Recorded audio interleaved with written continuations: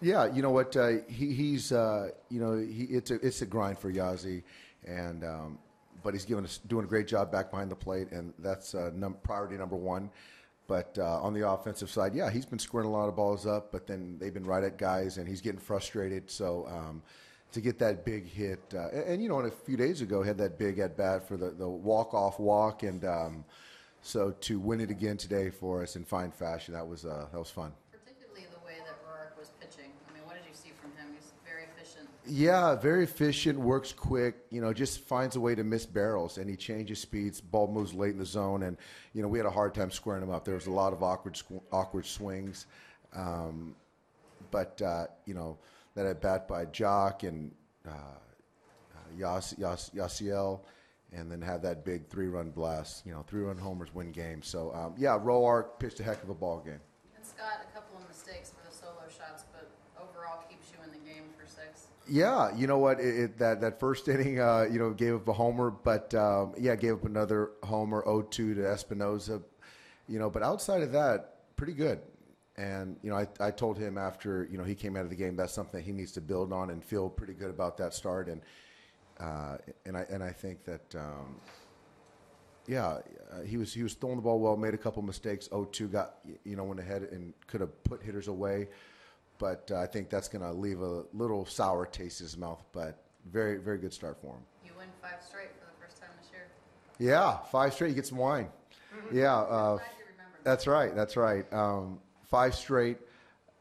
Yeah, it's the first time this year, and it's those 1-run ball games. We play a lot of close ball games, and the difference in the win-loss is, unfortunately, we were coming up on the short end of those early, but now we're finding ways to win them. Home runs were a big part of what this team did last year, and it really hasn't been a big element this year. Do you think that you guys can use that as something that you can win with? I do. It's just timely hitting. That was a big timely hit, and last year the air was lighter, it was warmer early, and I really remember it. And this year air's starting to get a little light, the ball's starting to fly a little bit more, and I expect us to start hitting the ball into the seats. I don't know what it is, Andy, but the ball's starting to carry a little bit more now. You're smarter than I am. You can figure that one out. I don't know. Climate change is important. Andy wants to know who's starting on Friday. I know. Yeah, we already had that discussion. If we can end this thing, Andy. Danny was. Go ahead. Crickets? You're going to tell us? No. David, it was kind of a weird start for Scott. He gave up 6 extra base hits through 5 innings, and then talk about the intentional walk to Murphy to get to the right-handed Zimmerman there and leave him in for that at bat.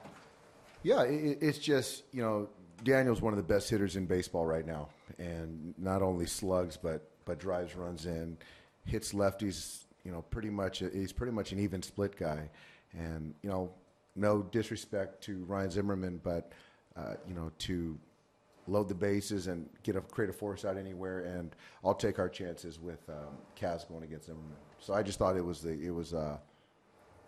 gamble, and it could have backfired, but I felt confident.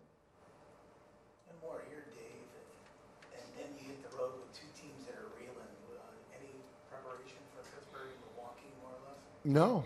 I think that right now we're doing a good job of keeping our focus, narrowed and trying to win tomorrow. And regardless of how Pittsburgh's playing, we know that they can, still win baseball games. They can pitch and they can hurt you. So, we're worried about winning the game tomorrow. Doc, it might not show up in the box score, but in hindsight, it was huge. Howie's throw out the plate there in the 7th. What did you see? How big was that for you guys then? Yeah, I mean, even, the other night with Kirsch, the diving play that he made, and he made another diving play early for Kaz, and, throws out a runner right there. So, Howie's really making that transition into left field, pretty, I want to say seamless, and he's a baseball player, and I trust him. I've said that from the very beginning, and he's really, making some plays and looks really comfortable out there. And I don't know what the metrics say about him, but I know the eye test. He looks good out there for me. Yeah, this was such a great moment for Yasmani. Such a capable guy. But how much has he been fighting it this year? With the forearm stuff, with the shoulder stuff from last year, how much has he been fighting it? He's fighting it, but I think if you look at the quality of at-bats and the contact, it's right there where it's supposed to be. And, you know, I think there's a little bit of luck that they talk about where you're squaring baseballs up but having nothing to show for it. So I think he's past that forearm thing, past the shoulder, and I'm just looking at the quality of contact, and I think that, you know, the hits start falling.